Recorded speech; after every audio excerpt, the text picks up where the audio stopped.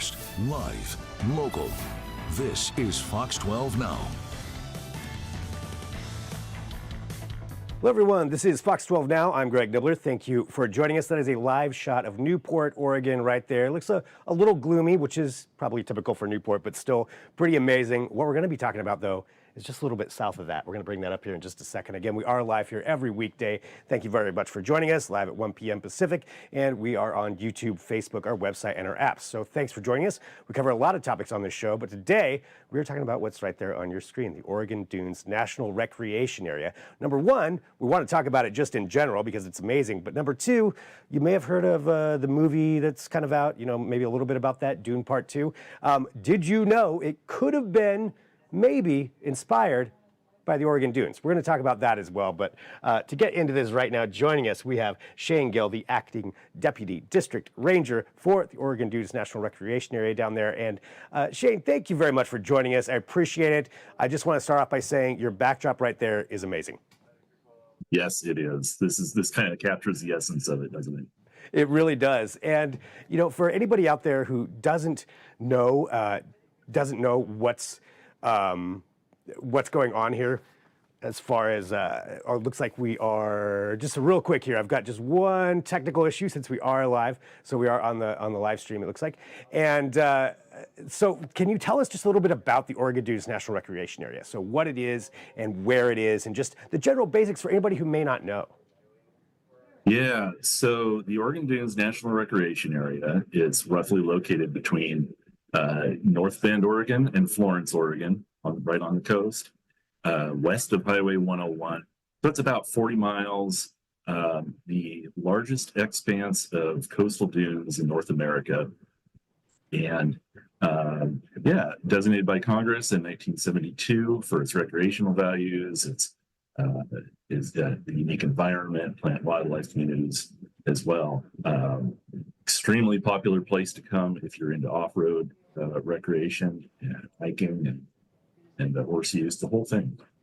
Yeah, and take a look at some of the images there too. I mean, it's one of those things that I think when people haven't seen it before, it's hard to believe that something like that, number one, exists, but also just exists here in Oregon, because it's not something, generally speaking, you would think of. Yeah, for sure. And taking a look there, at some of the different activities that are down there and things that you could do there out on the dunes. And going to a little bit of a history of it, just to go back into that just a little bit more too. Can you talk about why that is, how that formed, and what created that here in Oregon? So the dunes themselves, they're about, at least 100,000 years old. The youngest dunes, the ones that are closest to the ocean, they're somewhere around 7,000 years old. And as I understand it, this was all sediment that had come down from the coastal and Cascade ranges, went out to sea and then was blown back in, sometimes as far as 2, 3, 4 miles. So that's all happened over thousands and thousands of years. And basically, around the start of the 20th century, became part of the Isla National Forest. And very important place for the local communities, for the Native American communities, and so on and so forth, and became a popular location for recreation. But it also has some unique natural characteristics. So people became very concerned about trying to find a way to protect that while still allowing the recreational use that was happening. So there were several attempts in Congress. There was an attempt to turn it into a national seashore. And there's another attempt, as I understand it, in the early 60s, which would have put it under the National Park Service. But it made the most sense at the time to make it a national recreation area with the U.S. Forest Service, as it is today. And here we are. So that was designated in 1972. And if you visit here, you might see the John Dellenbach Dunes Trailhead. Well, that was named after the congressman that spearheaded that. So, well, and I love the fact that there's the historical aspect, like you mentioned, where it has so much meaning for everybody, whether it was Native Yeah. Americans who were here before, and then even going into now, and everybody wants to preserve this because it's such a unique. I mean, it's a unique landscape. It's unique in so many different ways, and it has value Yeah. in so many different ways. What are some of Yeah. the things that you do, like that the Park Service does on a day-to-day basis, as far as maintaining this area? Oh man, there are so many people. We have a very large recreation program, as you might imagine, to take care of all of this here. So, in fact, just earlier today, I came from a project where they're doing some rehabilitation work in a campground, getting it ready for the summer. We've got a fire crew, wildlife crew, and everybody's out patrolling. You might see them out and about in pickups and hiking around and stuff. So we're ramping up right now. Things get very busy this time of year, and Memorial Day hits. It's just kind of like a machine. So yeah. I was going to say, I would imagine that's probably the big kickoff to Memorial Day when everybody's heading down there. And talking about that different aspects of recreation, let's just go into that again too. Like, what are some of the biggest recreation activities that people can do at the Oregon National Dunes there? Well, I mentioned previously, it's a big off-road recreation destination, of course, and there's a lot that you see around here with that, the dune buggy tours and rentals and that kind of thing. But there's so much more as well. Hiking is a huge thing. I mentioned the John Dellenbach Dunes Trailhead. That's a big one that we send folks to that are looking to kind of get their first introduction to what the landscape is about here. We have a lot of folks that are interested in sandboarding. That's been kind of a recent thing in the last 10 years or so. You think of snowboarding, but some of these dunes, like behind me, for example, they'll hike to the top of and slide down, like around the Honeyman State Park area, south of Florence, for example. Mentioned horse riding. Fishing's a huge thing. There's a lot of lakes here. The dune terrain lended itself to creating a lot of small lakes, so fishing's a big deal as well. That I think is something interesting too that probably a lot of people don't realize, is that there are lakes around here within those dunes too that you can go fishing at, and so that's just a lot of really unique ways to enjoy that. What are the biggest things that people can do in general to help maintain that balance between a natural area and a recreation area? Oh gosh, I guess one of the things we talk a lot about with folks is doing a little bit of homework before you come out, try to understand some of the ways we have things set up, understand a little bit about the landscape and why it's important to practice good practices when you're coming to the campground, picking up your trash, doing all that kind of thing, putting your fires out. You would think that this coastal climate, you wouldn't have a lot of threat of fire, but it does happen. So keep track of all of that. Yeah, pack out your stuff and don't start a fire. Put your fire out. Those are very, very good advice for any kind of thing that you're doing out in a natural area. Something else, that I mentioned this at the beginning, and this has certainly been a topic around here, particularly now that we see, Dune Part 2, huge, out in theaters right now.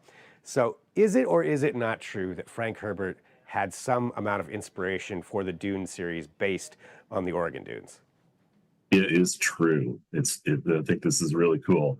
Yeah, he, as I understand it, came over to the dunes, the area around Florence, I believe. And at the time, there was dune stabilization work happening here, planting beach grass in order to stabilize the areas around towns, ports, and that kind of thing.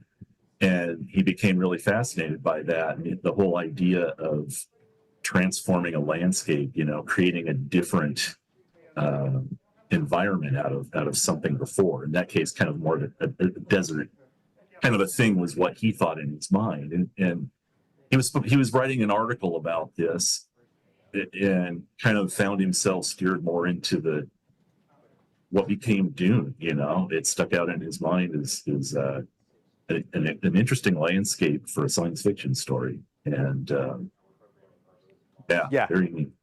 Yeah, it most certainly is. I mean, and you can certainly see it when you're, watching the movie or any iteration of it. But I mean, it is. And I think that goes back to the idea too that it is such a unique, strange landscape, and it seems so out of place, where it's at. Yeah, You picture something like yeah, that being the Sahara Desert or something, but this is right here right. in Oregon, a different kind of dune. So very, Yeah. very cool. What about for the staff? Are you all excited when something like this comes out, or get to to talk about something like this being an inspiration for a huge piece of work like that? Yeah, we do. We're all pretty excited about that. I think it's kind of neat. You're part of. We're all really committed to what we do anyway, protecting this environment here, this area. But you see something like that come along, and you feel like you're part of something even bigger. That Right. really. Absolutely. And, I want to talk to everybody too, or let everybody know about how they can go down there and explore it all. But you being there every day, for you going into, what's your favorite part about going into work there at the Oregon Dunes?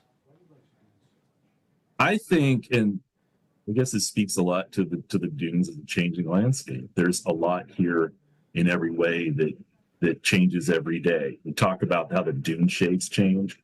It's very true, and just the general needs in caring for the area change almost every day. So this time of year in particular, I'm always a fan of, because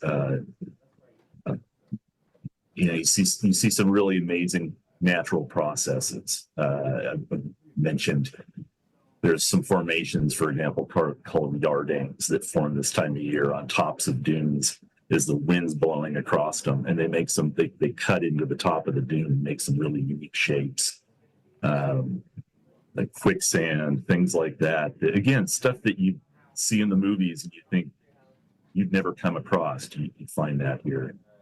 Wow. And there's quicksand in there within the dunes? Oh yeah. There's some spots, some flat areas where when you get as much rain as we've had lately around here, they start getting a little spooky. Get vehicles stuck in them and that sort of thing. Okay, yeah, because I mean, clearly I go to like the extreme, movie example of quicksand. But Yeah. if you were to encounter quicksand, if you're out there on the dunes, what is it that you're supposed to do if you find yourself walking out into something like that? Oh man, be calm.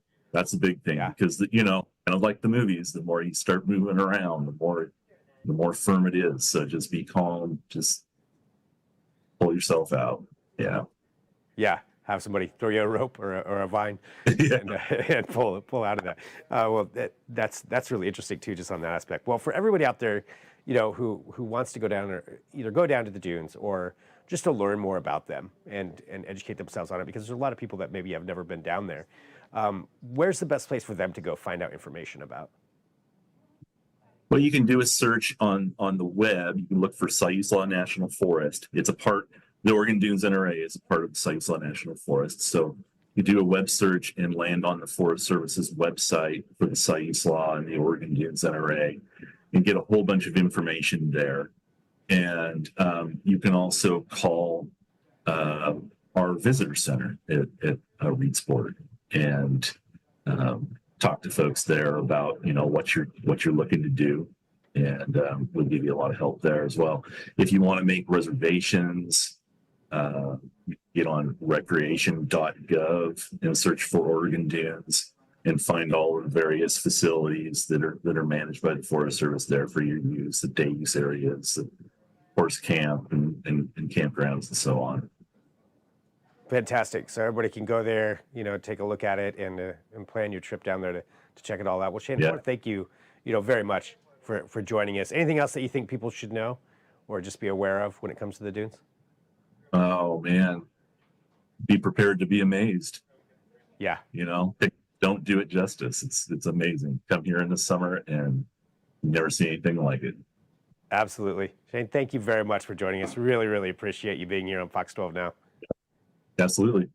All right, thanks. And for everybody watching too, again, we are live here, Fox 12 Now. We're live here every weekday, and we appreciate you all joining us. We cover a wide range of topics. So coming up here around 1:30 or so, we're going to switch gears. We're actually going to be talking about Energy rates. You may have seen your power bill go up a little bit. Well, you probably did because they did go up. The rates increased on that. So we talked to the organization responsible for making those decisions of approving those rate increases. I'm talking about the Public Utility Commission. So had a conversation with them about that. We're going to be playing that coming up, so I'm sure we'll have a lot of opinions on that. So if you want to watch that, whatever platform you're watching me on now, you can join me again probably a little bit after 1:30. We'll be going live with that, and that'll be on our live stream, on the app, on the website, on YouTube and Facebook. So you can follow us along any one of those. I recommend downloading the app. But for right now, we're going to sign off. Thanks for joining us. I'm Greg Nibbler. This is Fox 12 Now.